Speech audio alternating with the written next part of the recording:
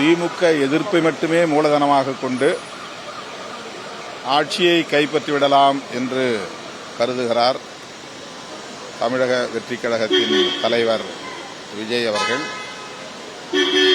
திமுக அரசு மீதான விமர்சனங்களுக்கு திமுக உரிய பதிலை உரிய நேரத்தில் தெரிவிக்கும். விடுதலை சிறுத்தைகள் கட்சியை பொறுத்தவரையில் விஜய் அவர்களின் வரவால் தமிழகத்தில் ஆட்சி மாற்றம் நிகழ்ந்துவிடும் என்று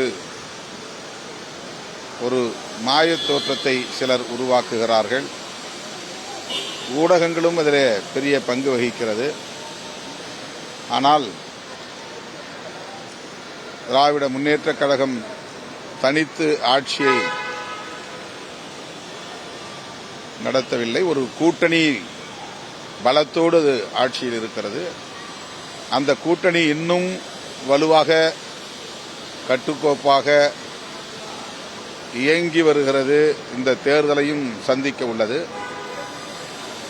எனவே மதசார்பற்ற முற்போக்கு கூட்டணியை வீழ்த்தக்கூடிய அளவுக்கு, ஆட்சி மாற்றத்தை ஏற்படுத்தக்கூடிய அளவுக்கு ஒரு தாக்கத்தை விஜய் அவர்களால் ஏற்படுத்த முடியாது என்று நான் பெரிதும் நம்புகிறேன். கூட்டத்தை வைத்து தேர்தல் களத்தை முடிவு செய்ய முடியாது நீங்க பேசுறீங்க. அது தேசிய உள்ளிட்ட பிற கட்சிகளுக்கும் அது பொருந்துமா? எல்லாருக்கும் பொருந்தும். அதாவது இப்ப விடுதலை சிறுத்தைகள் கட்சிக்கும் லட்சக்கணக்கானோர் திரளுகிறார்கள். அண்மையிலே நாங்கள் நடத்திய மாநாட்டில் பல லட்சம் பேர் திரண்டார்கள். அந்த மக்கள் திரளை வைத்து விசிக தமிழ்நாட்டிலே ஆட்சி மாற்றத்தை ஏற்படுத்துமா என்ற விவாதத்தை எந்த ஊடகமும் செய்யவில்லை. திருமாவளவன் பெரிய தாக்கத்தை ஏற்படுத்துவாரா, மாற்றத்தை ஏற்படுத்துவாரா என்று யாரும் விவாதிக்கவில்லை. விஜய் அவர்கள் ஒரு பிரபலமான சினிமா நடிகர், கதாநாயகர் என்பதை வைத்துக்கொண்டு பெரிய மாற்றம் இங்கே நிகழ்வதை போன்ற, நிகழப் போகிறது என்பதை போன்ற ஒரு தோற்றத்தை உருவாக்குகிறார்கள்.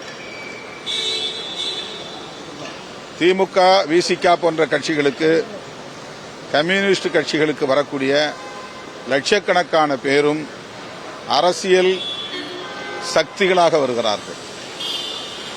கொள்கை கோட்பாட்டு புரிதலோடு களத்திலே நிற்கிறவர்கள், நீண்ட காலமாக அரசியல் களத்தில் மக்களோடு நிற்பவர்கள்.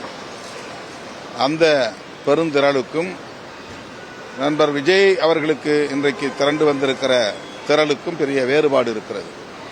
ஆகவே இந்த மக்கள் திரளை மட்டுமே ஒரு பொருட்டாக எடுத்துக்கொண்டு ஆட்சி மாற்றத்தையே நிகழ்த்தப் போகிறார்கள் என்பதை போன்ற தோற்றத்தை ஊடகங்களும் இன்னும் பிறரும் உருவாக்க முயற்சிக்கிறார்கள் என்பதுதான் என்னுடைய கருத்து.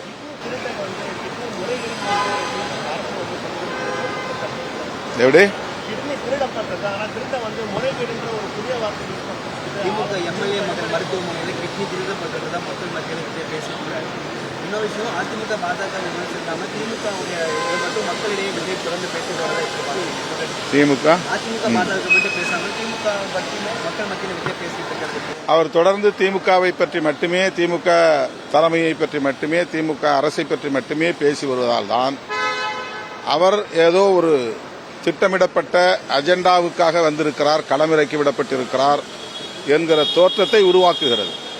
அவர் பொதுவாக பரவலாக தமிழக அரசியலை பேசினால் அவர் எதிர்காலத்தில் என்ன செய்யப் போகிறோம் என்பதை குறித்து அவர் பேசினால் இந்த தோற்றம் உருவாகாது. எனவே அவர் திட்டமிட்டு களத்தில் இறக்கிவிடப்பட்டவரா என்ற கேள்வியும் சேர்ந்தே எழுகிறது.